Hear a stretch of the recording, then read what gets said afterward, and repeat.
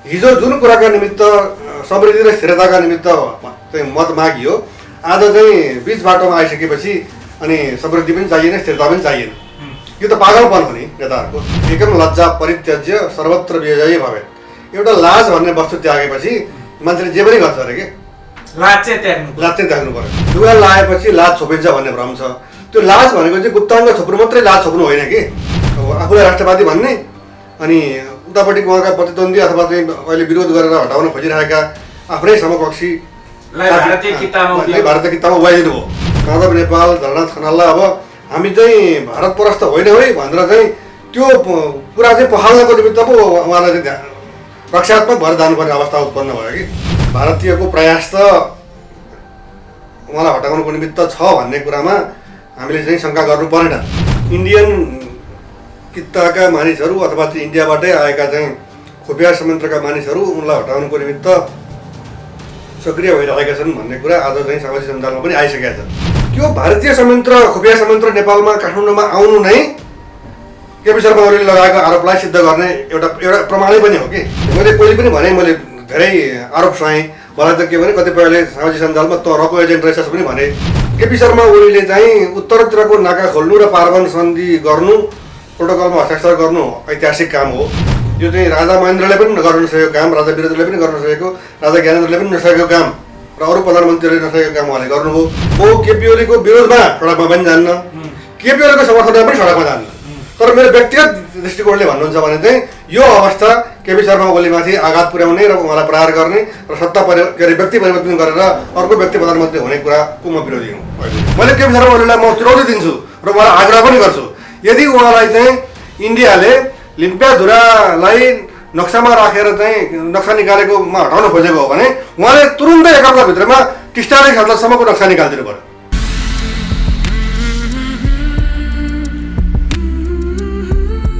Narendra Nepal sir, star online TV र PNP खबरमा एकैसाथ हार्दिक स्वागत छ। यहाँलाई धन्यवाद छ। पछिल्लो समय देशमा जुन यो ओली, माधव नेपाल, प्रचण्डको लफडा छ नि, यसलाई कसरी हेर्नु भएको छ? तपाईँको आँखाले, तपाईँको मस्तिष्कले कसरी मूल्याङ्कन गर्छ यी विषयवस्तुहरूलाई? अब यो जगजाहेर कुरा हो। अब कसरी मूल्याङ्कन गरिन्छ भन्ने कुरा भन्दा पनि अब कसरी हेर्नुपर्छ भने खास गरी आम निर्वाचनमा नि अब समृद्धि त छँदै नारा छँदै थियो। सँगसँगै के थियो भने अब एउटा शब्द छ एक मना भन्ने, कसैले नजानेर एक माने भन्छन् होइन। एक मना भनेको पार्टीभित्र कुनै पनि किसिमको अन्तर्विरोध नहोस् अनि बहुपार्टीहरूको चाहिँ संयुक्त सरकार नबनोस् र यसरी संयुक्त सरकार बनिरहँदाखेरि चाहिँ विकासका काम अगाडि बढेनन्। त्यस कारणले हामीलाई चाहिँ मेजोरिटी दिनुहोस् भनेर चाहिँ चुनावमा आह्वान गरिएको हो नि त, त्यसअनुसार मत पनि पाएको हो। अनि हिजो जुन कुराका निमित्त समृद्धि र स्थिरताका निमित्त चाहिँ मत मागियो, आज चाहिँ बिच बाटोमा आइसकेपछि अनि समृद्धि पनि चाहिएन, स्थिरता पनि चाहिएन। यो त पागलपन हो नि नेताहरूको। म यसलाई त्यसरी मात्रै हेर्छु। भनेपछि जे गर्दा पनि नहुने, मतलब धामी झाँक्री लाउँदा पनि नहुने, डक्टरकोमा गएर पनि भएन, के गर्दा चाहिँ समृद्धि हुन्छ त नेपालमा? मेरो प्रश्न थियो के। होइन, अब कस्तो भने तपाईँसँगै सायद मैले अघिल्लो कुनै अन्तर्वार्तामा भने जस्तो लाग्छ, एउटा संस्कृतको एउटा पङ्क्ति छ, एकम लज्जा परित्यज्य सर्वत्र विजयी भवे।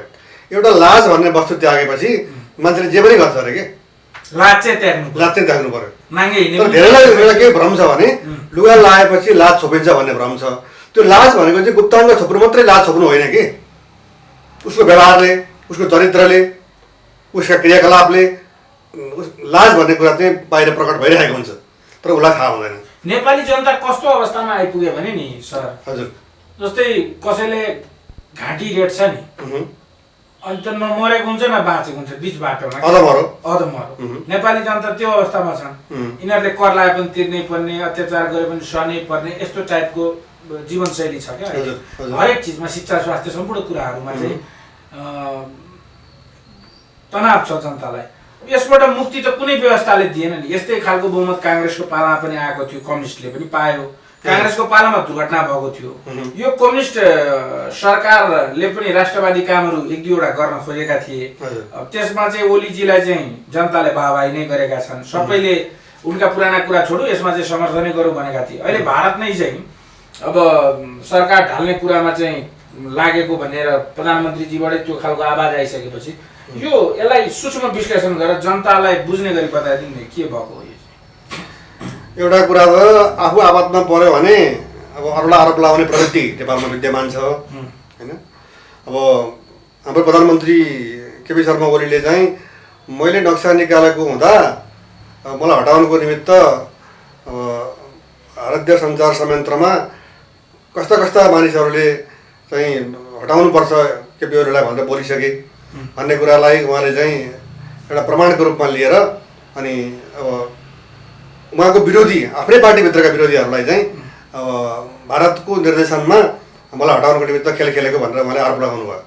उहाँले आरोप लगाउँदाखेरि चाहिँ अब कस्तो गरिदिनु भयो भने अब एन्टी इन्डियन छवि प्रस्तुत गरिरहेको हाम्रो प्रचण्ड उहाँलाई चाहिँ अब केपी शर्मा ओलीले इन्डियाको गाइडलाइन अनुसार मलाई हटाउनुको निमित्त प्रयोग भएको भनेपछि त अब एक किसिमको अन्तर्द्वन्द त झनै नराम्रोसँग चर्केर गयो नि त। अब आफूलाई राष्ट्रवादी भन्ने अनि उतापट्टि उहाँका प्रतिद्वन्दी अथवा चाहिँ अहिले विरोध गरेर हटाउन खोजिरहेका आफ्नै समकक्षीलाई भारतीय किताबमा उभाइदिनु भयो। अब प्रचण्ड अनि माधव नेपाल झलनाथ खनाललाई अब हामी चाहिँ भारत परस्त होइन है भनेर चाहिँ त्यो कुरा चाहिँ पखाल्नको निमित्त पो उहाँलाई चाहिँ रक्षात्मक भएर जानुपर्ने अवस्था उत्पन्न भयो कि त्यसरी। तर हल्ला नचलिकन त प्रधानमन्त्रीले बोल्नु भएन होला। अलिअलि हल्ला काठमाडौँमा माधव कुमार नेपाल लगायत केही व्यक्तिहरूको विशेष दूतहरूसँग भेटघाट भएको भन्ने हल्ला त चलिरहेछ नि सर। होइन, भारतीयको प्रयास त उहाँलाई हटाउनुको निमित्त छ भन्ने कुरामा हामीले चाहिँ शङ्का गर्नु परेन। तर के भने मैले चाहिँ नबुझेको कुरा के भने 2/3 मेजोरिटी भएको पार्टीको अनि बहुमत प्राप्त एउटा व्यक्ति जुन केपी शर्मा ओली प्रधानमन्त्रीको रूपमा निरन्तर अहिले आइरहनु भएको छ अनि उहाँलाई चाहिँ संसदले हटाउने हो कि इन्डियन साइडबाट चाहिँ उहाँलाई हटाउनुको निमित्त भूमिका खेलिने हो। त्यसले त के देखियो भनेदेखि तपाईँले भने जस्तै इन्डियन कित्ताका मानिसहरू अथवा चाहिँ इन्डियाबाटै आएका चाहिँ खुफिया संयन्त्रका मानिसहरू उनलाई हटाउनुको निमित्त सक्रिय भइरहेका छन् भन्ने कुरा आज चाहिँ सामाजिक सञ्जालमा पनि आइसकेको छ। त अब त्यसरी आउनु भनेको त कसलाई प्रयोग गर्ने भन्दा केपी शर्मा ओलीका विरोधीहरूलाई नै प्रयोग गर्ने हो। उनका विरोधीको रूपमा को देखिए भन्दाखेरि प्रचण्ड अनि माधव नेपाल र झलनाथ खनाल नै देखिए। त उनीहरू चाहिँ भारतीय खुफिया संयन्त्रको निर्देशनमा छलफलमा अनि अन्तरङ्ग कुराकानीका आधारमा अनि केपी शर्मा ओली विरुद्ध जाने हो भने त केपी शर्मा ओलीले लगाएको आरोप त पुष्टि हुने भयो नि त। किनभने त्यो भारतीय संयन्त्र खुफिया संयन्त्र नेपालमा काठमाडौँमा आउनु नै केपी शर्मा ओलीले लगाएको आरोपलाई सिद्ध गर्ने एउटा प्रमाणै पनि हो कि। आजको दिनमा केपी ओलीलाई तपाईँ हामीले साथ दिनुपर्छ कि पर्दैन? म व्यक्तिगत रूपमा उहाँलाई साथ दिन्छु। मलाई न म नेकपाको सदस्य हुँ न उहाँको पार्टीको चाहिँ म भोटर हुँ।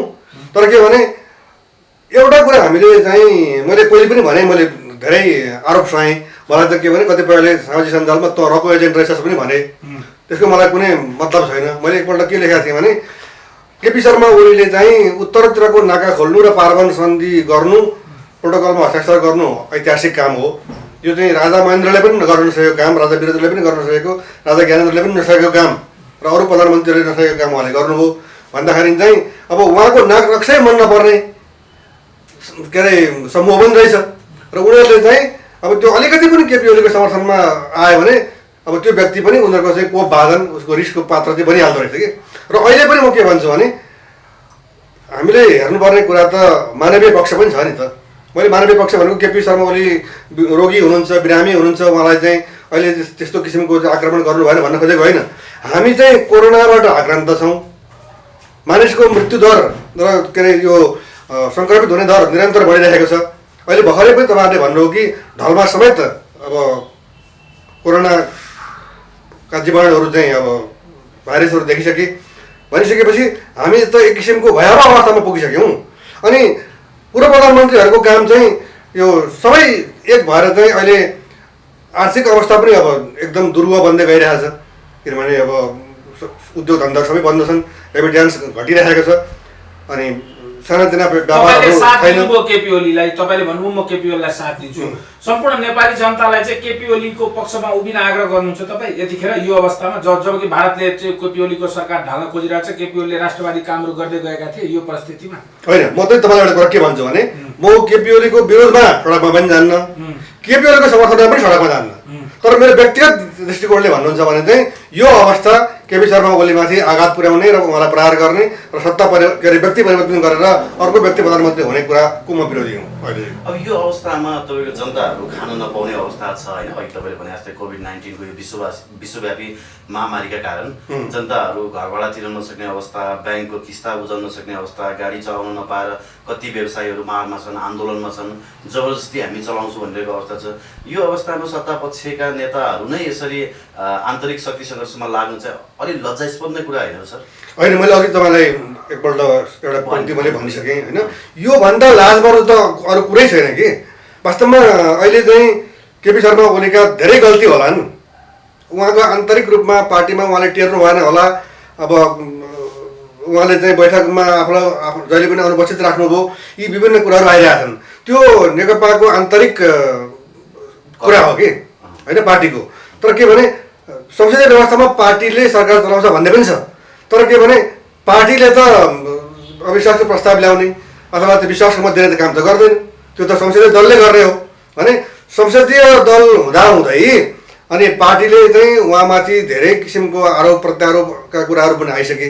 अब तपाईँले भन्नुभयो जस्तै अब यो लाजमर्दो कुराको कुरा गर्दाखेरि त लाजको पराकाष्ठा एउटा भनाइ छ नि, लाज पनि लजाउने काम यसले गरिरहेका छन् कि जनताको लागि होइन रहेछ होइन।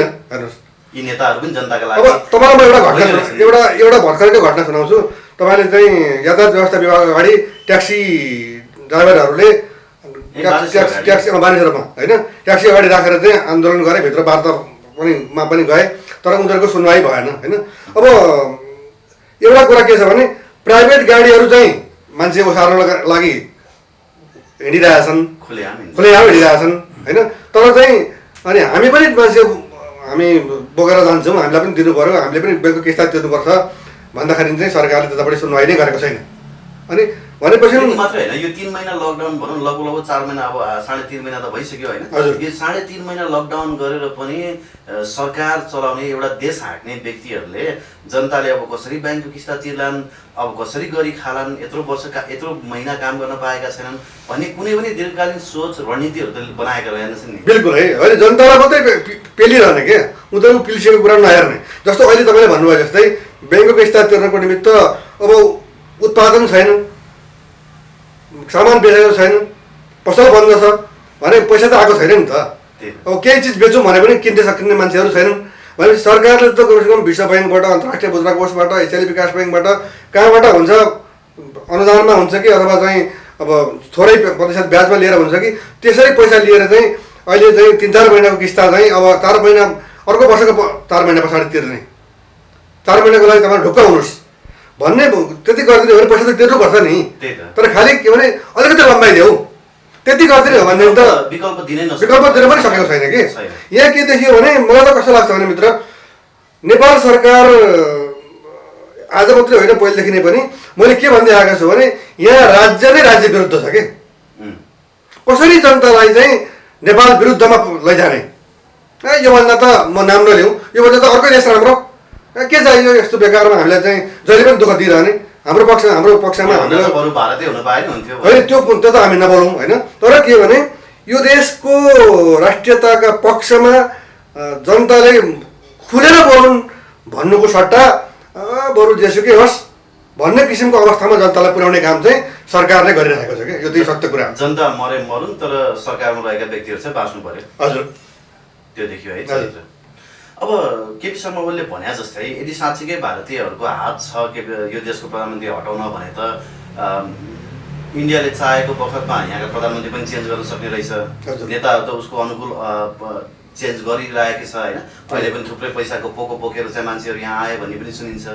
भनेपछि हामी त साँच्चीकै सार्वभौम त कहिले पनि रहेनछौँ होइन सर? हामी सार्वभौम त नरहेको त अब देखियो होइन, किनभने हाम्रो संसदलाई सार्वभौम भन्ने हो भने इन्डियाको केही पनि लाग्दैन, तर इन्डियाको केही लाग्यो भने हाम्रो संसद सार्वभौम होइन।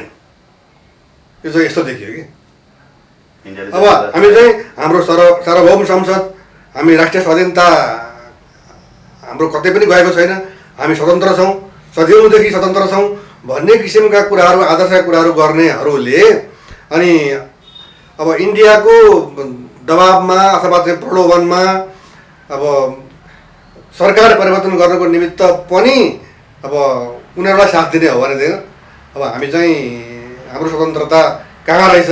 अब नेकपा माओवादीले चाहिँ यो अहिले चाहिँ सरकारमा पार्टी चाहिँ एक गरिसकेपछि आएर चाहिँ सरकारमा पुगे तापनि उसले त पहिलेदेखि उसको इतिहास हेर्ने हो भनेदेखि त राष्ट्रिय स्वाधीनताको आन्दोलनलाई हामीले नै घनीभूत रूपमा सरकारले ल्याएको, हामी नै चाहिँ राष्ट्रवादी हो भनेर भनिरहेको थियो भने त्यो उसको राष्ट्रवाद चाहिँ भारतीय नोकरशाहीको टाङमुनि छिर्न कति पनि लाज मान्दो रहेछ भन्ने कुरा यसले प्रमाणित गर्छ।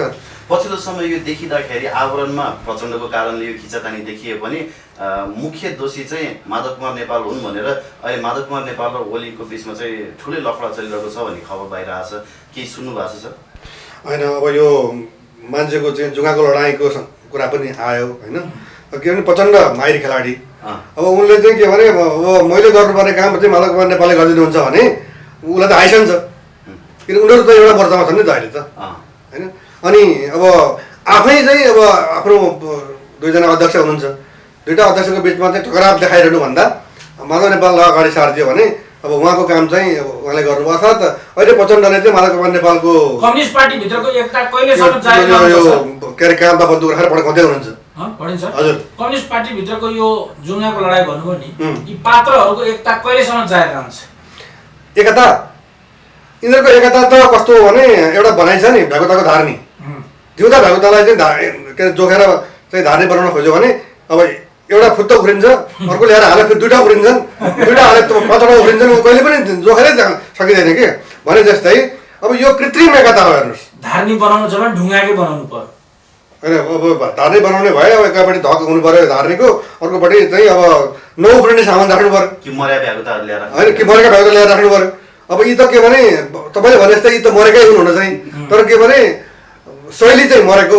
देश कहाँ पुगिसक्यो यिनीहरूको जुङ्गाको 2 रुपियाँको जुङ्गा, यसको लडाइँमा तपाईँ हामी गाई जात्रा कार्यक्रम हेरेर बस्ने होइन। तपाईँ हेर्नु न, तपाईँ एउटा कुरा तपाईँ राम्रो कुरा उठाउनु हो। म कहिलेकाहीँ यो मधेसवादी दलहरूको कुरा सोध्छु क्या ठ्याक्कै, अहिले म विषयान्तर नहोस् यो, तर के भने तपाईँले चाहिँ देशको सम्बन्धमा कुरा गर्दाखेरि हाम्रो चाहिँ हिमालबाट नदीहरू उत्पन्न भएर पाहाड हुँदै अनि तराई भएर इन्डियातिर पगेर जान्छ कि, तर तराईको जमिनमा सिँचाइ छैन, तराईमा खेत रोप्नु पऱ्यो भने आकाशको पानीको भर पर्नुपर्छ भने, तर राजेन्द्र महतो, हृदयेश त्रिपाठी अनि महन्त ठाकुर लगायतका आफूलाई चाहिँ तराईका मसिया भन्नेहरू, तर के भने तराईका आदिवासीका पक्षमा होइन अनि भारतबाट आएका आप्रवासीका पक्षमा बोल्नेहरूले अहिलेसम्म हामीलाई चाहिँ जति पानी चाहिन्छ तराईमा सिँचाइ गर्न त्यति पानी चाहिँ हामीले सिँचाइको निमित्त प्रबन्ध गरेर अनि मात्रै बाँकी रहेको भारतलाई दिनुपर्छ भनेर आवाज उठाएको हामीले कहिले पनि सुनेनौँ होइन।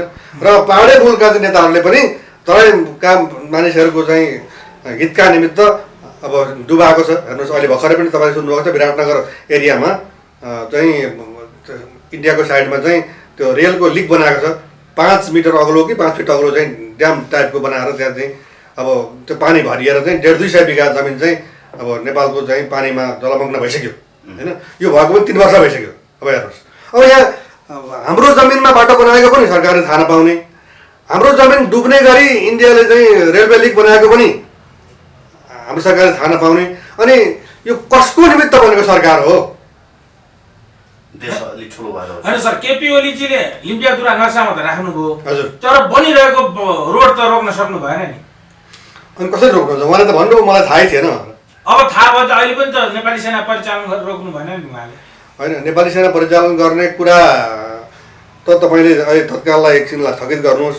हामीले आग्रह गरेको त के भने दार्चुला जिल्लामा कुनै पनि ठाउँमा करिब 10,000को सङ्ख्यामा नेपाली सेना लगेर राख्नु पर्यो, कुनै पनि ठाउँमा।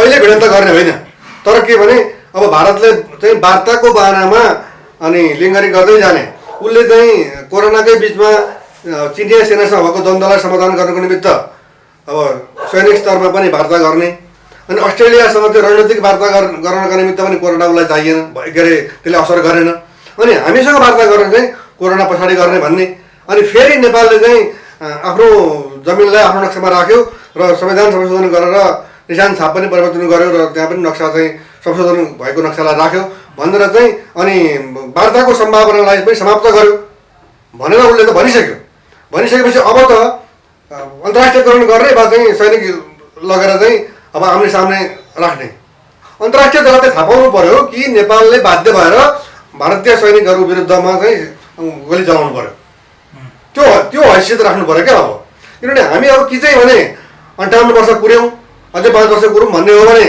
अब त्यो केपी ओलीले प्रष्ट रूपमा भन्नु पर्यो मैले के भनेको छु भने 58 वर्ष कुर्यौँ 4-5 महिना कुरौँ केपी ओलीको भजन त यस्तो देखियो नि तपाईँले यतिन्जेल विरोध गर्नु भएन मै प्रधानमन्त्री भएको बेला विरोध गर्नुभयो एकछिन पर्खिदिनुहोस् अथवा मेरो प्रधानमन्त्रीत्व काल समाप्त हुन दिनुहोस् त्यसपछि युद्ध गर्नुहोस् भन्ने जस्तो देखिएन त लिङलिङले गर्दा होइन उहाँले चाहिँ अब कुरा गर्दाखेरि म सेना हटाउनुको निमित्त प्रयत्नरत छु म कुरा गर्छु भनेर भन्दै हुनुहुन्छ तर मैले तपाईँसँग पनि पहिले भनेको थिएँ मैले अचम्म मानेको कुरा चाहिँ के हो भने अब इन्डियाको प्रधानमन्त्री र नेपालको प्रधानमन्त्रीको बिचमा कुराकानी गर्न हटलाइन छ नि त भारतले अस्वीकार चार पटक फोन गर्ने प्रयास गर्दा पनि मोदीले चाहिँ समय नदिएको भन्ने कुरा पनि आयो अनि होइन अब उहाँले पटक के अरे फोनमा वार्ता गर्न पनि अस्वीकार गर्नुहुन्छ भने अब विकल्प खोज्नु पऱ्यो नि त संसदमा कुरा लानु पऱ्यो अब हामीले अन्तर्राष्ट्रियकरण गर्ने कि सेना परिचालनका निमित्त अन्तर्राष्ट्रिय रूपमा आह्वान गर्ने कि अथवा संयुक्त राष्ट्रमा लगेर उजुर हाल्ने कि सुरक्षा परिषदमा लगेर उजुर हाल्ने कि विज्ञ समूह गठन गर्नुभएको छ विज्ञ समूह त हास्यास्पद कुरा हो प्रमाण खोज्दै हुनुहुन्छ होइन विज्ञ समूह जस्तो हास्यास्पद कुरा के हो भने त जागिर दिएको नक्सा निकाल्ने अनि प्रमाण खोज्दै त्यत्रो सुविधाहरू आउँदो रहेछ त सर अनि एउटा स्कर्पियो गाडी सहित राज्य मन्त्री सर सुविधाहरू आउँदो रहेछ अनि केही कार्यकर्ता त भर्ती गर्नु पर्यो नि हो त्यही त उहाँले भर्ती गर्नु त्यहाँ चाहिँ म मेरो नाम लिन्न केटा नेपालको कोही प्रतिनिधि राखिदिएको भए हुन्थ्यो तर मभन्दा बढ्ता चाहिँ म बुद्धिनारायण श्रेष्ठ जसले दिएको प्रमाणका आधारमा हामी पनि बोल्छौँ आफ्नै पैसामा नक्सा समेत लिएर आउनुभयो भने त्यति धेरै सङ्घर्ष उहाँले पनि गर्नुभएको छ अब त्यो लिम्पिया धुरा लिपु लेखका विवरणहरू खोज्ने क्रममा चाहिँ राष्ट्रिय रूपमा अब रतन भण्डारीको किताबै पनि छ होइन उहाँ पनि विज्ञ समूहमा हुनुहुन्न अनि विज्ञता भनेको के हो मलाई त लाग्छ अभिलेख के हो सन्धि के हो अनि उसो भए हामी यो निष्कर्षमा पुग्यौँ केपी ओलीको नौटङ्की राष्ट्रवादमा धेरै जनताहरू उनको समर्थनमा अहिले पनि छन् जसले पूर्ण रूपमा कुरा बुझ्न सकेका छैनन् त्यसो भए केपी ओलीलाई समर्थन गर्ने कि विरोध गर्ने होइन उहाँले विज्ञ समूह बनाएको आधारमा त तपाईँले भनेको शब्द एकदम उपयुक्त हो नौटङ्की नै हो होइन एउटा कुरा त के भने अब छोरो जन्मिसकेपछि बाबु खोज्ने हो बाबु पहिल्यै फिक्स हुन्छ नि होइन बाबु त पहिल्यै फिक्स हुन्छ त कहिले थाहा हुँदैन नि होइन कहिले थाहा नहुने कुरा चाहिँ त्यस्तो पनि हुन्छ अर्कै प्रसङ्ग हो होइन तर हामीले त त्यसो भए त इन्डियाले भोलि केपी शर्मा ओलीले एउटा ठुलो ब्लन्डर चाहिँ के गर्नुभयो भने नि यो विज्ञ समूह बनाएर ल वार्ता भयो भोलि हामीलाई कमजोर देखाउनु भयो नेपाललाई कमजोर देखाउनु भयो भोलि वार्तामा जाँदाखेरि नि इन्डियन साइडले के भन्छ भने तपाईँले विज्ञ समूह बनाउनु भएको छ के प्रमाण खोज्नको निमित्त विज्ञ समूहले दिएको प्रमाण पेश गर्नुहोस् यहाँ उहाँले के दिनुभयो आधिकारिक प्रमाण हो विज्ञ समूहले आधिकारिक रूपमा तपाईँलाई बुझाएको प्रमाण हामी हेर्न चाहन्छौँ भन्यो भने के हुन्छ अनि फेरि उसले फेरि काउन्टर प्रश्न गर्छ तपाईँले पहिले नक्सा बनाउने कि प्रमाण पहिले खोज्ने तपाईँ त नक्सा बनाएर प्रमाण खोज्नु थाल्नुभयो भनेपछि तपाईँले हामीलाई चाहिँ झुक्क्याउनुको निमित्त हाम्रो जमिनलाई तपाईँले तपाईँको नक्सामा राखेर चाहिँ अनि प्रमाण खोज्न हिँड्नुभएको भन्यो उल्टा कुरा गर्न पाउने अवस्था चाहिँ केपी ओलीले सिर्जना गरिदिनु भयो कि तर फेरि फ्याक्ट चाहिँ यो हो कि हामीसँग यथेष्ट प्रमाणहरू थिए हामीसँग त 100% यथेष्ट प्रमाणहरू थिए तर उहाँले कमजोर देखाउने काम गर्नुभयो होइन यो विज्ञ समूह नै वास्तवमा अब मैले भने जस्तै कार्यकर्ता भर्ना तपाईँले भने जस्तै अनि उहाँले भन्नुभयो जस्तै नौटङ्की र कार्यकर्ता भर्ना गर्ने र अलिकति सुविधा चाहिँ हाम्रै मान्छेले पाउन् 2-4 स्कर्पियो चढ्न पाउन् अनि अब चाहिँ कति तलब छ त्यसरी सुविधा छ यो दृष्टान्तको आधारमा ओलीलाई समर्थन गर्न मिल्छ त तिमी बडा राष्ट्रवादी हौ तिमीलाई भारतले साँच्चै हटाउन लागेर उ त भारतमा लम्पसारवादी रहेछ नि त भारतसँग होइन केपी ओलीलाई भारतको लम्पसारवादी अथवा चाहिँ युरोपियन युनियनको चाहिँ पक्षधर अथवा चाहिँ यो एकपल्ट कुरा उठेको थियो नि यो के क्रिस्चियनको चाहिँ त्यो होली वाइन खाने सन्दर्भ यी सबै कुराहरू हुँदै पनि उहाँले चाहिँ आफ्नो प्रधानमन्त्री पद एकदमै धरापमा परिसकेको र छोड्नुपर्ने अवस्था उत्पन्न भएकोमा अब उहाँले चाहिँ हत्तापत्त नक्सा निकाल्नुभयो तर उहाँले व्यक्तिगत स्वार्थ पूर्ति गर्नका निमित्त गरेको भए पनि यसले राष्ट्रिय महत्त्व पाउने गरी त्यो घटना घट्यो कि नक्सा निकाल्नु ऐतिहासिक जस्तो बन्यो। किनभने इन्डियाले हाम्रो जमिनलाई उसको भनिराखेकोमा हामीले पनि हाम्रै जमिन हो भनेर चाहिँ नक्सा निकाल्नु एक किसिमको चुनौती नै उसलाई दिएको। यद्यपि उहाँले 8 महिना ढिलो गर्नु हो। उसले कार्तिक 16मा निकालेको नक्सा हामीले कार्तिक 22-तिर निकालेको भए झनै राम्रो हुन्थ्यो। उहाँ त हेर्दै जानुभएको थियो, अब चाहिँ पर्खेर हेर्नु भएको थियो। मान्छ कि भन्दा पनि अब उहाँले त्यो किसिमको साहस देखाउनु भएको थिएन। पूर्व प्रधानमन्त्रीहरूसँग समेत पठाउनु हो, तर पूर्व प्रधानमन्त्रीहरूसँगको मिटिङमा समेत म भारतसँग वार्ता गरेर मात्रै नक्सा निकाल्छु भन्दै हुनुहुन्थ्यो। तर उहाँले भित्रभित्रै के बुझ्नु भने म 18मा छु, यो 18बाट मुक्ति म कति बेला पाउँछु जब नक्सा निकाल्छु। जनताको पनि समर्थन हुन्छ र मेरो पक्षमा लागेकालाई चाहिँ अहिले तत्काल चाहिँ अनि कार्य समितिले पनि केन्द्रीय समितिले पनि मेरो विरुद्धमा केही पनि गर्न सक्दैन भन्ने आकलन गर्नु हो। तर के भने हामी वास्तवमा अहिले एक किसिमको इन्डियासँग युद्धमै छौँ, नक्सा युद्ध नै किन नहोस् भने यसमा त मेरो चाहिँ दृष्टिकोण के छ भने जुन केपी ओलीका विरुद्धमा पूर्व प्रधानमन्त्रीहरू जुन एक भएर लाग्नु भएको छ, अहिले तपाईँले भन्नुभयो बढी चाहिँ अथवा नेपाल लाग्नुभएको छ अथवा चाहिँ अब बढी धनराज खनाल लाग्नुभएको होला अथवा बढी प्रचण्ड लाग्नुभएको होला, जे भए पनि अब उहाँकै समकक्षी साथीहरू चाहिँ उहाँको विरुद्धमा लागेको देखियो। तर चाहिँ इन्डियनको त आज मात्रै न्युज मैले के सुने भने सडकमा आएको विरोधलाई पनि अब चाहिँ भारतको पक्षमा समर्थन, भारतको समर्थनमा केपी ओली विरुद्ध सडकमा आएको भन्ने अर्थमा पनि इन्डियन पत्रकारिताको चाहिँ एउटा चाहिँ के भन्ने अब त्यो पत्रकारिता हिसाबले चाहिँ पित पत्रकारिता चाहिँ देखिएको छ। र त्यस्तो देख्दै अब कतिपय लडाइँ चाहिँ के हुन्छ भने तत्काललाई स्थगित गरेर पनि जान सकिन्छ। अब एक पाइला चाहिँ अगाडि सर्नुभन्दा 2 पाइला पछाडि सर्दा पनि कहिले लडाइँ जितिन्छ भन्ने केही समय केपी ओलीलाई दिन सकिन्थ्यो भन्ने। म एउटा महत्त्वपूर्ण प्रश्न सोध्न चाहन्छु। जसरी अहिले पछिल्लो समय देशकै प्रतिष्ठित केही दैनिक पत्रिकामा एउटा समाचार छापियो होइन, गोर्खाको रुई गाउँपालिका चीनको कब्जामा 70 वर्षदेखि भनेर र अन्य 13 ठाउँमा समेत चीनद्वारा चाहिँ सीमा मिचियो भनेर एउटा मन्त्रालयको स्रोत मानेर त्यो मन्त्रालयको प्रतिवेदनलाई प्रकाशित गरेर समाचार बनाइयो। पछि गएर चाहिँ त्यसको चाहिँ होइन रहेछ, हामी यो के भन्छ खबर अफवाह भनेर उहाँले त्यसको माफी पनि माग्नु भयो होइन। यो के हो, चीनतर्फ त्यति धेरै हाम्रो जमिन मिचिएकै छ कि अब तपाईँ सीमा सम्बन्धी अध्ययन गरिरहनु भएको मान्छे होइन, के छ तपाईँको बुझाइमा? होइन 2018-19 सालतिरै चीनसँग चाहिँ जुन सीमा सम्झौता भएर हस्ताक्षरै भइसक्यो नि, हजुर, त्यो क्रममा चाहिँ केही जमिन अब त्यो पानी ढलको सिद्धान्त अनुसार यताउता हुने अनि अब अलिकति सिधा पार्दाखेरि अब केही जमिन नेपालको उतापट्टि पार्ने र केही चाइनाको जमिन पनि नेपाल यतातिर आउने भन्ने सहमति अनुसार चाहिँ अब त्यो सीमाङ्कन भइसकेको कुरा हो। र नेपालको सिमानाका लेखक बुद्धिनारायण श्रेष्ठले चाहिँ करिब 300 स्क्वायर किलोमिटर जमिन चाहिँ नेपाल र चीनको बिचमा चाहिँ सीमा सर्वेक्षण हुँदाखेरि सीमा स्तम्भहरू काट्दाखेरि नेपाललाई फाइदा भएको छ भनेर उहाँले लेख्नुभएको छ। र के भने दुईटा सरकारले सीमाङ्कनमा हस्ताक्षर गरिसकेपछि अनि त्यति पुरानो कुरालाई रुई गाउँ दिएपछि अब कुन ठाउँ हामीले पायौँ, त्यसरी खबर दिनेले चाहिँ त्यो रुई गाउँ दिएपछि अर्को ठाउँमा हामीले कहीँ पनि पाएका छैनौँ भनेर ल्याउनु पऱ्यो क्या प्रमाण। त्यसरी चाहिँ आएको छैन। जस्तो त्यो प्रतिवेदन आयो नि कृषि मन्त्रालय अन्तर्गतको नापी विभाग भनेर, तत्कालीन अवस्थामा साँच्चीकै कृषि मन्त्रालय अन्तर्गत नापी विभाग हुन्थ्यो? होइन, कृषि मन्त्रालयले आफैले भनिसक्यो त्यो हाम्रो चाहिँ आधिकारिक कुरा होइन, त्यो कसले गर्यो हामीलाई केही पनि थाहा छैन भने उसले पनि जारी गरिसक्यो होइन। तर के भने यो चाहिँ प्रायोजित रूपमा नियोजित रूपमा इन्डियाले नेपालको सिमाना मिचेको कुरालाई चाहिँ अब अलिक बढी नै विरोध भइसकेपछि अब त्यसलाई चाहिँ कसरी पत्थर पार्ने भन्दा चीनले पनि मिचेको छ है भनेपछि त अब विषयान्तर भन्दा पनि भारत मात्रै होइन हाम्रो सिमाना मिच्न चाहिँ चीन पनि उत्तिकै सहयोगी रहेछ अथवा सक्रिय रहेछ। भारत र चीन उस्तै रहेछन् हाम्रो चाहिँ सार्वभौमसत्ता मिच्नको लागि।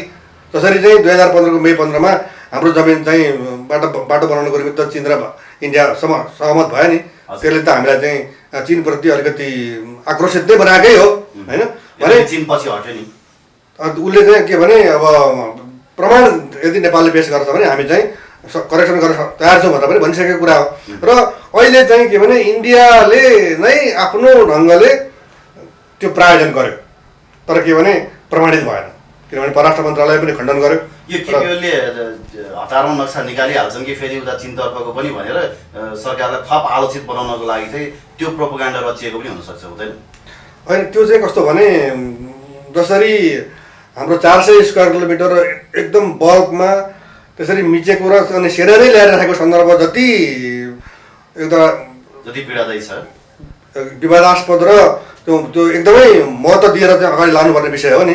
त्यो चाहिँ अब चीनसँगको जुन कुरा उठाइयो 7-8वटा जिल्लामा चाहिँ यस्तो भएको छ भनेर, त्यो पनि अब के भने हाम्रै नागरिक विभाग छ त, भूमि व्यवस्था मन्त्रालयले अन्तर्गत चाहिँ नापी विभाग छ, उसले चाहिँ भन्नु पऱ्यो नि त, हो यो चाहिँ चीनतर्फ परेको हो, हामी चाहिँ वार्ता गरिरहेछौँ भन्नु पऱ्यो। तर के भने कृषि मन्त्रालय त नापी शाखा छैन। फेरि त्यहाँ त के छ भने अहिले कृषि विकास मन्त्रालय भनिन्छ भन्ने छ होइन, त्यहाँ चाहिँ कृषि मन्त्रालय नापी शाखा भनेको छ। कृषि मन्त्रालयको नापी शाखा चाहिँ एकपल्ट हामीले चाहिँ धेरै यो विषयमा अहिले मात्रै आएको होइन त, यो त 5-6 महिना भइसक्यो कि, पहिला पनि आइसकेको कुरा हो यो कृषि मन्त्रालयको चाहिँ होइन। अनि कुरा बुझ्दाखेरि चाहिँ अब कृषि मन्त्रालयले पनि आफ्नो चाहिँ कृषियोग्य जमिनहरू चाहिँ सीमावर्ती क्षेत्रमा नाप्छ भन्ने पनि मैले चाहिँ जवाफ पाएको थिएँ कि केही व्यक्तिहरूबाट। अब पछि त के भने अब परराष्ट्र मन्त्रालयले पनि खण्डन गरेपछि कृषि विकास मन्त्रालयले पनि यो होइन, हाम्रो आधिकारिक कुरा होइन भन्यो। र यो के भने भारतले गरेको ज्यादतीलाई कम देखाउनुको निमित्त चीनलाई पनि विषयान्तर गर्न खोजियो कि। रुई गाउँपालिकाको कुरा के हो सर, तपाईँलाई केही थाहा छ? रुई गाउँपालिका के साँच्चीकै नेपालकै हो पहिला? हो, यो त हो, तर के भने मैले भने नि अघि तपाईँलाई सीमाङ्कनको क्रममा चाहिँ सोझो पार्ने अथवा चाहिँ पानी ढलोको सिद्धान्त अनुसार कुरा गर्दाखेरि चाहिँ त्यो गाउँ चाहिँ अब त्यो भूभाग चाहिँ उतापट्टि पर्ने भयो। तर जनतालाई सोधियो अरे त्यहाँ पछि कुरा गर्दाखेरि कि तपाईँहरू चाहिँ अब नेपालपट्टि आउने हो भने हामी यतापट्टि व्यवस्था गर्छौँ, अनि तपाईँहरू उतैपट्टि बस्ने हो भने ठिकै छ भन्ने कुरा गर्दाखेरि चाहिँ अब उतापट्टिको जनजीवन त उत्तरपट्टिको मान्छेको जनजीवन त तिमीहरूपट्टि नै छिमेकी सम्बन्ध छ नि त, त्यो हिसाबले चाहिँ हामीलाई ठिकै छ भन्ने कुरा भयो भने गाउँ रहेछ त्यसो भए। हजुर, हिमालपारिकै गाउँ रहेछ। हजुर, जस्तै मुस्ताङहरू जस्तै हिमालपारिकै गाउँ पऱ्यो। यो तिब्बतसँग चाहिँ अब त्यो घुलमेल भएको गाउँ परेको थियो। ओके, अब जस्तो तपाईँले केही समय अगाडि बङ्गलादेश र भारतको बिचमा पनि त त्यो साट्टापट्टा गर्ने क्रममा चाहिँ त्यो एउटा सीमा समस्यालाई समाधान गरेको थियो नि त। त्यति बेला चाहिँ केही जमिन चाहिँ यता बङ्गलादेशको पनि यता भारतपट्टि अनि भारतको पनि बङ्गलादेशपट्टि भन्ने कुरा, त्यस्तो चाहिँ द्विपक्षीय सहमतिका आधारमा गर्न सकिन्छ कि। तर के भने त्यति पुरानो कुरालाई आज चाहिँ इन्डियाले हाम्रो चाहिँ 400 स्क्वायर किलोमिटर जमिन चाहिँ उसको नक्सामा राख्ने, त्यही एउटा बाटै बनाउने, अनि चाहिँ हाम्रो इन्डियाले उल्टो चाहिँ हाम्रो चाहिँ सोभरेन टेरिटोरी हो भन्ने यो जुन एउटा चाहिँ भयावह अवस्थाको सिर्जना गरियो नि इन्डियाले, अब त्यसलाई चाहिँ अलिक बत्थर पार्नको निमित्त चीनले पनि बितेको छ भन्ने कुरालाई ल्याइयो कि। अब यो समय केपी ओलीलाई फ्याट्टै हटाइयो भने जसरी अहिले नक्साको सन्दर्भमा भनौँ न, हामीले एउटा नक्सा जारी गरेका छौँ, यो नक्सा अब थन्किन्छ कि अथवा के हुन्छ? मतलब हाम्रो त्यो जुन भूमि फिर्ता ल्याउने प्रक्रिया केही न केही त उहाँले प्रोसेस त गर्दै हुनुहुन्छ होला, अथवा गरिएको पनि छ होइन? के होला यो अब जमिन फिर्ता आउने प्रक्रियामा फुल स्टप लाग्छ कि लाग्दैन? होइन, तपाईँले एकदम गम्भीर र महत्त्वपूर्ण प्रश्न सोध्नुभयो। अहिले उहाँको विरुद्धमा अब उहाँकै साथीहरू जसरी लाग्नुभएको छ नि, अब उहाँहरूको त कस्तो छ भने बैठकमा नआउने, अनि अब खुसी सरकार चलाउने, पार्टीले भनेको नमान्ने। उहाँहरू त यसरी आउनु पर्थ्यो कि केपी शर्मा ओलीले चाहिँ नक्सा निकाले तापनि अब सेना हटाउने विषयमा केही पनि काम गरेको छैन होइन। अनि अन्तर्राष्ट्रिय रूपमा चाहिँ हाम्रो बदनामी हुँदै गइरहेछ, हामी चाहिँ लाचार देखेका छौँ। नक्सामा हामीले देखे पनि जमिन चाहिँ अब इन्डियाको हातमा नै छ, अनि अब इन्डियाले चाहिँ हाम्रो आन्तरिक मामिलामा हस्तक्षेप गरिरहेछ। यी कुरामा पनि उहाँको चाहिँ केही पनि प्रतिक्रिया आएन भनेर उहाँको राष्ट्रवादी छविलाई केपी ओलीले नै गरेका कामबाट चाहिँ अब खण्डन गर्दै अनि उहाँभन्दा राम्रो कुरा हामी ल्याउँछौँ भन्नु पऱ्यो। हामी कालापानीबाट हाम्रो सरकार बन्ने बित्तिकै म 1 महिना बसेर हटाउँछु, त्यो किसिमको कुराहरू आउनु पऱ्यो। अनि हाम्रो नेपालमा विगतका प्रधानमन्त्रीहरू टङ्कप्रसाद आचार्य होइन, मणिमान सिंह, केशर बहादुर बिष्ट बालै ओलीको छवि बन्छ कि उहाँले केही पृथक नयाँ बनाउनुहुन्छ? होइन, एउटा कुरा हामीले नि एउटा कुरा जसरी पनि के स्वीकार गर्नु पर्यो भने 58 वर्षदेखि हाम्रो जमिन इन्डियाको कब्जामा थियो र नक्सामा पनि थिएन नि त होइन। यद्यपि प्रधानमन्त्री आफैले चुच्चे नक्सा मैले देखेकै छैन भन्नुभयो, अनि उहाँको चाहिँ विभागीय मन्त्रीले पनि अब 200 वर्षको इतिहासमै यो चाहिँ चुच्चो छैन भन्नुभयो। तर जेसुकै भए पनि अन्तिममा चुच्चे नक्सा आयो र अहिले त के भने अब त्यो क्षेत्र चाहिँ हाम्रो हो भन्ने कुरालाई चाहिँ अब नक्सालाई चाहिँ अब संसदले समेत अनुमोदन गरेर संविधान पनि संशोधन भइसकेपछि त्यो प्रमाणितै भइसक्यो होइन। तपाईँले भनेको अनुसार चाहिँ उहाँ एक कदम अगाडि आउनुभयो कि जुनसुकै कारणले नक्सा एक कदम अगाडि आएको कारण उहाँलाई 3 कदम पछाडि छोडिन्छ कि छोडिँदैन? मरिचमान सिंह, केशरबहादुर बिष्ट होइन, टङ्कप्रसाद आचार्य यस्तै प्रधानमन्त्री बनाइन्छ कि उहाँ केही पृथक बनाउनुहुन्छ आफूलाई, फरक पहिचान हुन्छ उहाँ? होइन अब के भने संसदीय दलमा पनि अब चाहिँ विश्वासको मत लिनुपर्छ भन्ने दबाब आएर उहाँले चाहिँ दलमा विश्वास गुमाउनु भयो भने त उहाँले छाड्नु पर्यो। तर के भने उहाँले छाड्दैमा नि उहाँले बनाएको भन्नाले गाविस विभागलाई नक्सा बनाउनुको निमित्त जुन अधिकार दियो र नक्सा बनेर चाहिँ संसदले समेत अब निशान छाप परिवर्तन गरेर अनुमोदन गरिसक्यो नि। अब त्यसलाई फेरि पहिलेकै अवस्थामा चुच्चो काटेर चाहिँ बुच्चो नक्सा निकाल्ने त कुनै सम्भावनै छैन। त्यो ऐतिहासिक काम चाहिँ केपी ओलीबाटै भयो भनेर हामीले स्वीकार गर्नुपर्छ। उसो भए आजको दिनमा केपी ओलीको विरोधीहरूलाई के सन्देश दिनुहुन्छ तपाईँ? म त पर्खर हेरा भन्छु जस्तो हो, किनभने केपी ओलीले पनि भन्नुभयो होइन, मभन्दा राम्रो आऊ म छोडिदिन्छु भन्नुभयो। अब केपी ओलीले देशको लागि कोरोनाका लागि पनि केही पनि गर्न सकेन। भ्रष्टाचार यति भयो त्यसका पनि उहाँले चाहिँ त्यसलाई चाहिँ भ्रष्टाचार न्यून गर्ने कुरामा शून्य सहनशीलता भन्नुभयो, झन्झन बढेर गयो। केपी ओली भन्दा राम्रो व्यक्ति त कोही छँदै छैन त कम्युनिस्ट पार्टीभित्र होइन। त्यो त भोलि प्रमाणित हुने कुरा हो, अहिले काम गरेर प्रमाणित गर्ने कुरा हो। अनि प्रमाणित त सबै उहाँको विरुद्धमा अहिले जुन मान्छेहरू लाग्नु भएको छ उहाँहरू सबै भूतपूर्व प्रधानमन्त्री हो त। त्यति बेला उहाँहरू कहाँ हुनुहुन्छ त? किन के अरे कालापानीबाट सेना हटाउनु भएन?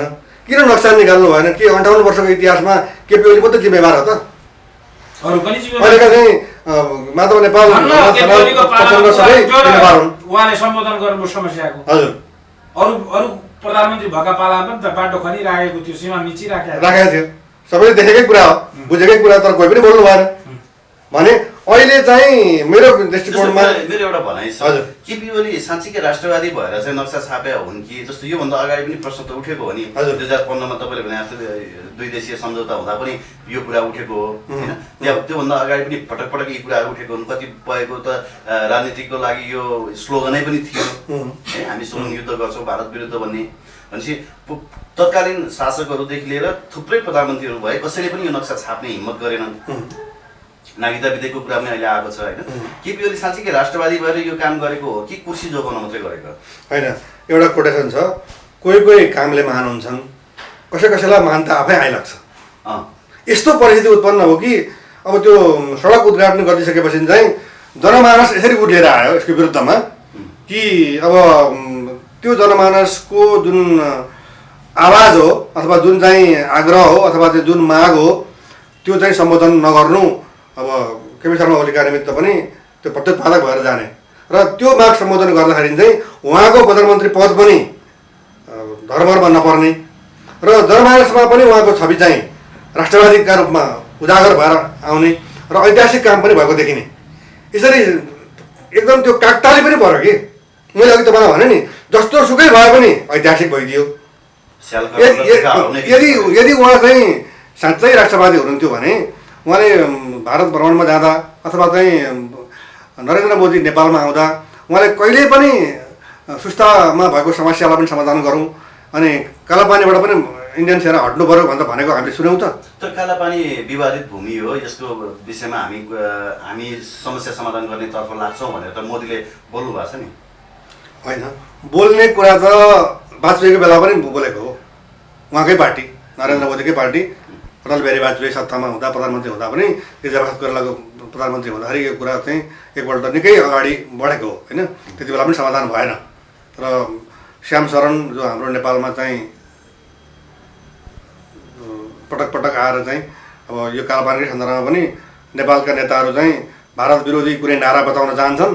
त्यसमध्ये एउटा नारा चाहिँ कालापानीमा लगेको भारतीय सेना हटाउनुपर्छ भन्ने पनि हो र उनीहरू चाहिँ एकदम यसलाई निचोडमा पुर्याउँ, निष्कर्षमा पुर्याउँ, समाधान गरौँ भन्ने चाहँदैनन्।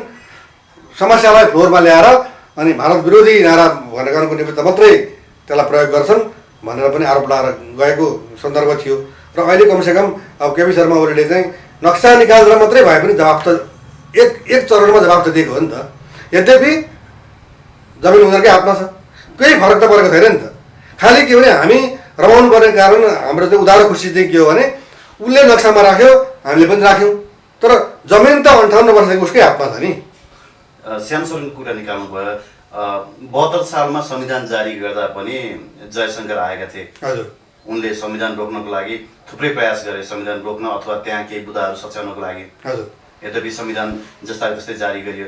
त्यस पछाडि यो चुच्चे नक्सा पनि थाहा नदिकन ठ्याक्कै मन्त्री परिषदबाट पारित गरियो।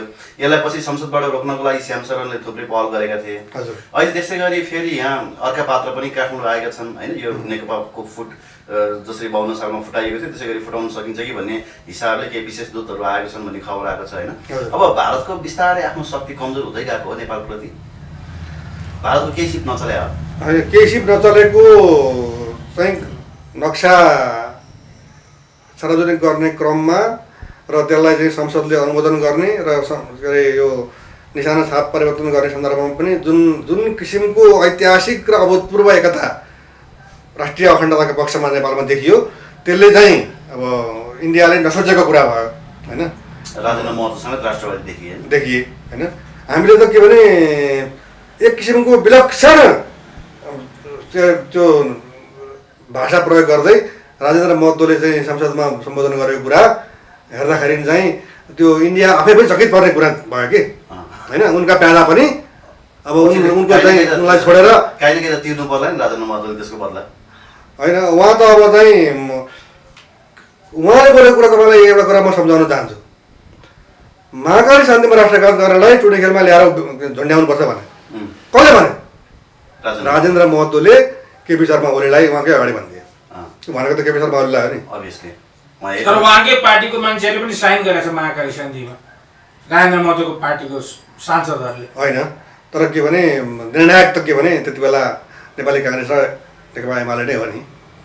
तर के भने केपी शर्मा ओलीलाई टुडी खेलमा ल्याएर झुन्ड्याउनुपर्छ भन्ने कुरा राजेन्द्र महतोले बोल्न सक्ने अवस्थामा पुर्याएको कसले? त्यो पनि त केपी शर्मा ओलीले नै पुर्याएको। 1 खरब 20 अरब हरेक वर्ष आउँछ भनेको थियो, कहाँ गयो? अनि महाकाली नदीको उद्गम बिन्दु नै नभइकन चाहिँ महाकाली शान्ति गरिएको छ होइन। अनि पानी चाहिँ आधा आधा भनेको छ, अब हाम्रो भागमा 10% पनि पानी छैन। यी त आधा पनि जाहेर कुरा हुन् नि। हामी त लुटिएका छौँ इन्डियाबाट, हाम्रै पानीमा हामी नै लुटिएका छौँ। पानी हाम्रो, अब उपभोग उसको। भारतीय प्रभाव नेपालमा अलिक कम हुँदै गयो। तपाईँले अलिकति कुरा भन्नुभयो नि, अब उनीहरूको प्रभाव कम हुने कुरा परिणामले देखाउने कुरा हो। जस्तो अब अहिले चाहिँ घनीभूत रूपमा उनीहरू यहाँ आएको, अब पार्टी फुटाउनुको निमित्त चाहिँ भित्रभित्रै धेरै ठुल्ठुला गतिविधिहरू अथवा चाहिँ अन्तरङ्ग कुराहरू अनि चाहिँ प्रलोभनका कुराहरू, दबाब दिने कुराहरू भइरहेको भन्ने जुन कुरा छ, अब यो चाहिँ अब उनीहरूको प्रयासका बावजुद पनि पार्टी एक ढेक्का रह्यो होइन। तत्काललाई चाहिँ के भने केपी ओलीलाई हामी केही समय पर्खेर हेर्छौँ भन्ने कुरा भयो, देखियो भने अब हामी चाहिँ नेपालमा इन्डियाको प्रभाव कम भएछ, उनीहरूले भनेको पनि नमान्ने भएछ भन्ने कुरा देखिने भयो। चिनिया राजदूतले केही फेरि जादुको छडी चलाउने हो कि होइन। अब उहाँ हुनसक्छ उहाँले हिजो चलाउनु भयो भने त्यो जादुको छडी उहाँले भोलि चलाउनु होला होइन। अब यहाँ के देखियो भने कसको जादुको छडी चाहिँ शक्तिशाली छ त? अब इन्डियाको जादुको छडी, इन्डियन राजदूतको हातमा रहेको जादुको छडी चाहिँ शक्तिशाली छ कि चिनिया राजदूतको हातमा रहेको जादुको छडी शक्तिशाली छ भन्ने कुरा चाहिँ अब यो सिनारियो एक दुईजनामा चाहिँ दक्षिणतिरको बलियो भयो भने नेकपा फुट्छ। त्यो राष्ट्रवादलाई आधार मानेर फुट्ने कुरा अवश्य भावी छ कि फुट्नै पनि पर्छ कि। किनभने इन्डियाको दबाब र प्रभावमा प्रलोभनमा रहने कुरालाई त्यहाँ भित्र रहेका राष्ट्रवादी धारका मानिसहरूले सहजै स्वीकार र निमुन्टो निहुर्याएर अनि सही गरेर बस्छन् भन्ने मलाई लाग्दैन। नेकपा फुट्यो भने यो गणतन्त्र पनि धरापमा पर्छ भन्छ नि सर, तपाईँलाई के लाग्छ? होइन, गणतन्त्र त अब पार्टी फुट्ने कुरा अब नेपाली काङ्ग्रेस पनि फुटेकै हो। संसद विघटनको कुराहरू आउँछन्, कतै फेरि 17 साल दोहोरिने हो कि भन्ने कुराहरू पनि आउँछन् होइन। अब यो मानिसहरूले विभिन्न तर्क वितर्क गर्ने कुरा हाम्रो ठाउँमा छ। अब प्राविधिक रूपमा अब कानुनी रूपमा हुन सक्ने भोलि अब चाहिँ आधा राति नै अथवा भोलिसम्ममा केपी शर्मा ओलीले चाहिँ फेरि चाहिँ यो दल बदल गर्न सक्ने कानुन अध्यादेश ल्याउनुभयो भने अब त्यो निश्चित रूपमा फुट्यो भन्ने कुरा, अध्यादेश आउने बित्तिकै यो फुटाउनुको निम्ति आएको भन्ने कुरा त घाम जत्तिकै सर्लङ्ग भइहाल्छ। अनि त्यस पछाडि अब तपाईँले भने जस्तै अब गणतन्त्र नै धरापमा पर्ने भन्ने कुरा त गणतन्त्र आफैमा धरापमा परिसकेको छ कि यसले चाहिँ व्यवस्थापन गर्न नसकेको। आज हामी चाहिँ जुन चरम गरिबीमा पुगिसकेका छौँ, यस्तो बेला पनि प्रदेश सरकारहरूले आफ्नो सुविधा बढाइराखेको र प्रदेश सरकारको औचित्य यो कोरोनाको समयमा हाम्रो आर्थिक विपन्नताको बेलामा त्यो नभएको हुँदाहुँदै पनि सरकारले चाहिँ केही समयको लागि त्यसलाई निलम्बन गर्न नसकेको, यी विभिन्न कुराले चाहिँ अब गणतन्त्र आफैमा नै धर्ममा छ भन्ने कुरा चाहिँ बुझिन्छ। तर चाहिँ अब नेकपा पार्टी फुट्दैमा मात्रै चाहिँ अब गणतन्त्र धरापमा पर्छ भन्ने कुरा होइन। भोलि अब सिनारियो चेन्ज हुन्छ, हुनसक्छ भोलि चाहिँ अब प्रचण्डको हातमा रहेको कम्युनिस्ट पार्टी फेरि ब्याक टु मङ्गलमान भएर चाहिँ नेकपा माओवादी भयो भने भोलि चाहिँ काङ्ग्रेस र उहाँको पनि गठबन्धन हुनसक्छ, अथवा मधेसवादी दलहरूको र प्रचण्डको र काङ्ग्रेसको पनि हुनसक्छ, अथवा केपी ओली र शेरबहादुर देउवाको पनि हुनसक्छ। यो त के भने प्रधानमन्त्रीले अब यो अध्यादेश ल्याउनेतिर उहाँको चाहिँ तदारुकता के छ, अध्यादेश आउने बित्तिकै यो अब यो चाहिँ सिनारियो क्लियर भइहाल्छ कि पार्टी फुट्यो भन्ने कुरामा हामीले चाहिँ 100% विश्वास भएर बसेको हुन्छ। पार्टी फुट्यो भने पनि केपी ओली प्रधानमन्त्री रहिरहन चाहिँ उनले कुनै कसर छाड्दैन। अब त्यसरी गर्दाखेरि चाहिँ उहाँको हातमा 40% मात्रै हुने हो कि अथवा चाहिँ 60% भन्दा बढी उहाँको हातमा हुने हो कि भोलि नेपाली काङ्ग्रेससँग मिल्दाखेरि पनि अब त्यो सांसदहरूको सङ्ख्याका कुरा गर्दाखेरि चाहिँ उहाँको सङ्ख्या बढी हुने कि अथवा काङ्ग्रेसको बढी हुने कि अथवा काङ्ग्रेसले भन्ला तपाईँ भर्खर प्रधानमन्त्री भएर आउनुभएको, अब हामीलाई सुरुमा छोडिदिनुहोस् अलिकति समय। त्यही समीकरणमा म अर्को मतमा पर्छु कि भनेर उहाँले त संसद अधिवेशनै अन्त्य गरिसक्नु भयो नि त हो होइन।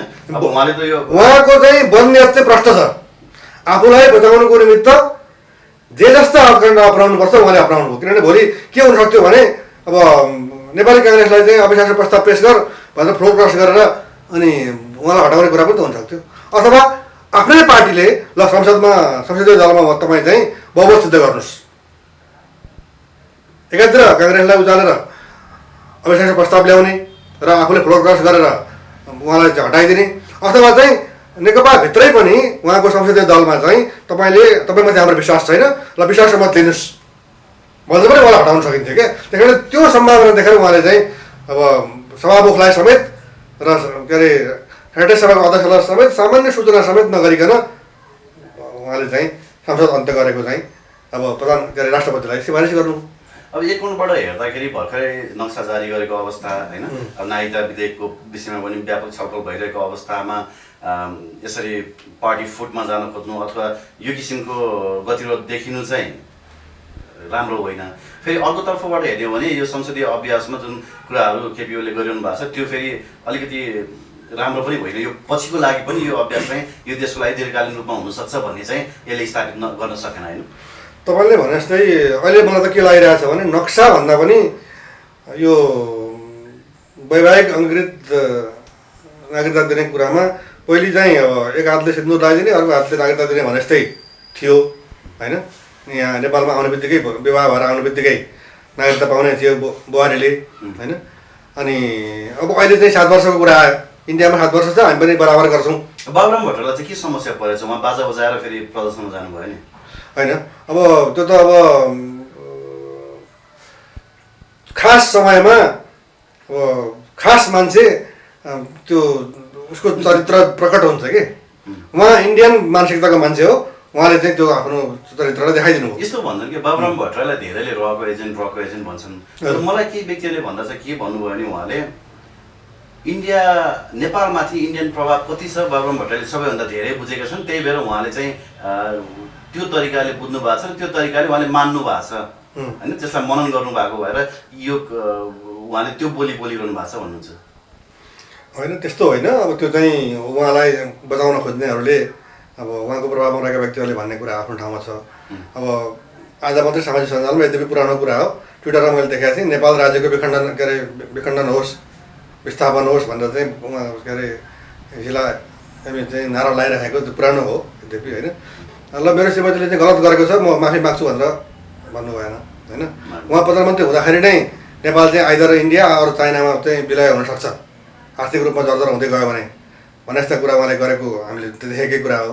र अहिले पनि के भने उहाँलाई चाहिँ अब बहुराष्ट्रिय राज्यको कुरा गर्नुहुन्छ उहाँ होइन।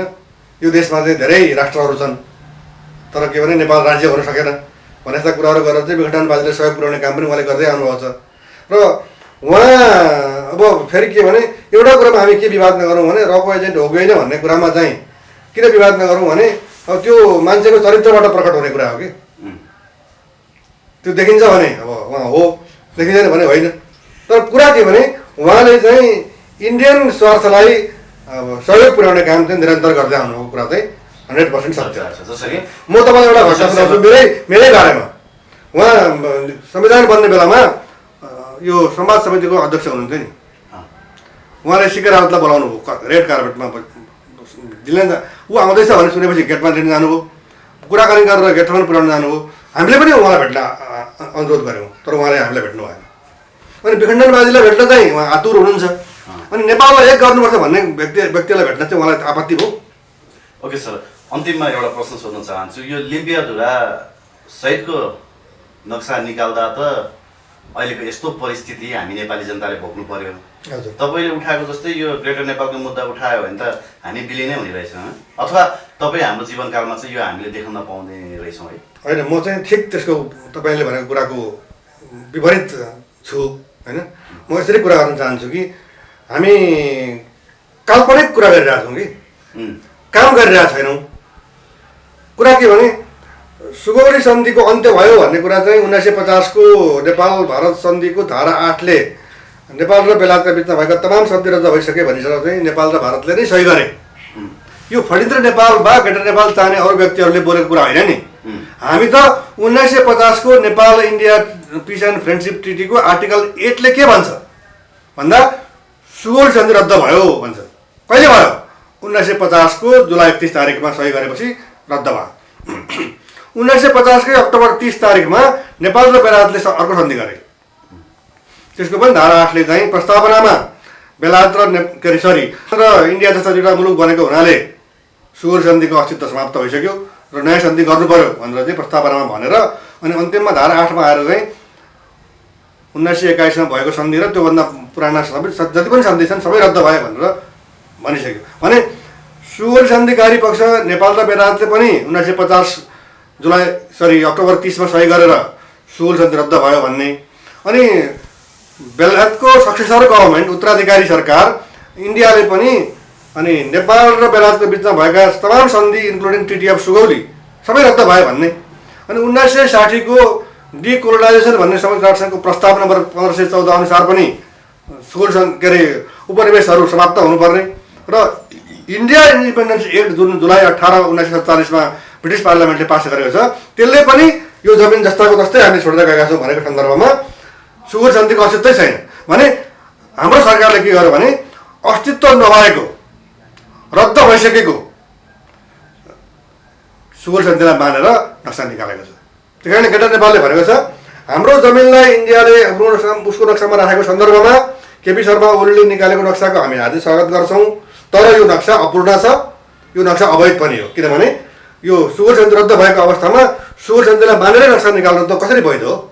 तर तपाईँले भन्नुभयो नि अब हामीले चाहिँ यति नक्सा निकाल्दा त यस्तो गर्यो भने ग्रेटर नेपालकै कुरा माग्यौँ भनेदेखि त के हुन्छ होला भन्ने कुरा माग्यौँ भने त इफ होइन अब आइदर अथवा चाहिँ र यद्यपि किन्तु परन्तु कुरा नजोडिकन हामीले भन्न सक्नु पर्यो सुगौली सन्धि रद्द भयो, रद्द भएपछि हाम्रो सिमाना टिस्टा र सतलज हो, त्यसको नक्सा कायम हुनु पर्यो भनेर हामी अगाडि बढ्यौँ भने अनि इन्डियाले के गर्छ? सेना पठाउँछ? पठाउँदैन। हेर्नुहोस्, उसको जमिनलाई बचाउनुको निमित्त उसको राष्ट्रिय अखण्डतालाई अक्षुण्ण राख्नको निमित्त उसले गोर्खाली सेना लगेर चाहिँ पालेको छ। हाम्रा मान्छे कति मरिरहेछन् तपाईँले देख्नुभएको छ। पाकिस्तानसँग भिडन्तमा अहिले पनि 5-7 जना हाम्रो युवाहरू मरिसके होइन। भने हामीले आफ्नो शक्ति चाहिँ प्रयोग नगर्ने, आफ्नो आवाज चाहिँ मुखरित नगर्ने अनि हामी चाहिँ यसो गऱ्यो भने इन्डियाले यसो गर्ला भनेर आफैले कुरा गरेर हामी चाहिँ हाम्रो जमिन गुमाउने जुन एउटा चाहिँ प्रवृत्ति आइरहेको छ नि त्यसलाई पनि हामी हिंसाबोधले ग्रस्त भएर झन् बलियो बनाइरहेका छौँ कि जब हामीले चाहिँ इन्डियाको डरबाट मुक्ति खोज्छौँ नि हामी त्यहाँ पुग्न सक्छौँ कि। मलाई के लाग्छ भने नि सर, हामी अलिक लामो समयदेखि नै दासत्व मानसिकताबाट ग्रसित भएको हुनाले हजुर विदेशी देख्ने बित्तिकै लम्बसार अनि कोही कोही देख्ने बित्तिकै सरकार भनेर ढोगिहाल्नुपर्ने हाम्रो मानसिकता छ जस्तो लाग्छ। हजुर होइन गोरसाला देख्ने बित्तिकै त्यो धेरै जान्ने गोरसाला देख्ने बित्तिकै धेरै जान्ने उसको अगाडि लम्बसार लम्बसार। अनि दरबारतिरका देख्ने बित्तिकै सरकार भनेर गरिहाल्नुपर्ने। अनि लम्बसारवादी होइन दासत्व मानसिकता धेरै छ जस्तो लाग्यो। होइन इन्डियामा चाहिँ अब ब्रिटिसहरूको दासता थियो अनि इन्डियनहरू त्यसरी दास भए अनि त्यो ब्रिटिसका दास भएका इन्डियनको पनि दास चाहिँ हामी नेपालीहरू हाम्रो सरकारका मान्छेहरू भयो के नेपाली जनता होइन। त्यो दास मानसिकता चाहिँ हाम्रो मान्छेमा पनि एकदमै कुट गरेर भरिएको भन्छ नि एकदमै त्यो घनीभूत रूपमा चाहिँ रहेको छ कि कुनै पनि बेला आफ्नो चाहिँ शिर ठाडो पारेर इन्डियासँग हामीले चाहिँ आँखामा आँखा जुदाएर कुममा कुम जुदाएर चाहिँ टेबलमा बस्दाखेरि पनि चाहिँ किन हुँदैन भनेर चाहिँ क्वेसन गर्ने हो भने अहिले भन्नुहोस् न मैले फेरि पनि भन्छु हाम्रो केपी शर्मा ओलीले अब हामी चाहिँ हाम्रो नेपाली जवान बेच्दैनौँ हामी चाहिँ आजैदेखि चाहिँ गोर्खा भर्ती बन्द गर्छौँ र त्यहाँ रहेका सबै गोर्खाली सेना जति पनि छन् चाहे ती 42,000 हुन् चाहे 70,000 1 लाख पुगेका हुन् सबै हामी फिर्ता लिन्छौँ भनेर भन्ने हो भने र त्यहाँका चाहिँ कार्यरत गोर्खालीहरूलाई पनि तपाईँहरू फर्किनुहोस् तपाईँले त्यहाँ पाएको सेवा सुविधा हामी दिन्छौँ भनेर रणनीतिक हिसाबले कुरा गर्ने हो भने अब त्यहाँ के हुन्छ त्यो नरहने बित्तिकै इन्डिया आफैलाई थाहा छ कि 24 घन्टाभित्रमा पाकिस्तानी सेना दिल्ली पुग्छ त्यो थाहा छ हेर्नुहोस्। तर भारतले के कुरा बोलेको छ भने नि यस्तो उठाउने ह्याउ चाहिँ नेपालीसँग कोहीसँग पनि छैन केपी शर्मा ओलीसँग पनि छैन। मैले केपी शर्मा ओलीलाई म चुनौती दिन्छु र उहाँलाई आग्रह पनि गर्छु यदि उहाँलाई चाहिँ इन्डियाले लिम्पियाधुरालाई नक्सामा राखेर चाहिँ नक्सा निकालेकोमा हटाउन खोजेको हो भने उहाँले तुरुन्तै 1 हप्ताभित्रमा टिस्टादेखि हप्तासम्मको नक्सा निकालिदिनु पर्यो। उहाँ त ऐतिहासिक पुरुष बन्नुहुन्छ सक्नुहुन्छ। ओके सर, निकै महत्त्वपूर्ण विषयवस्तुमा संवाद गऱ्यौँ। समय संवादको लागि धन्यवाद दिन चाहन्छु। यति महत्त्वपूर्ण विषयमा तपाईँले मलाई फेरि सम्झिनुभयो यसका निमित्त म तपाईँ दुवैजनाप्रति आभारी छु। धन्यवाद।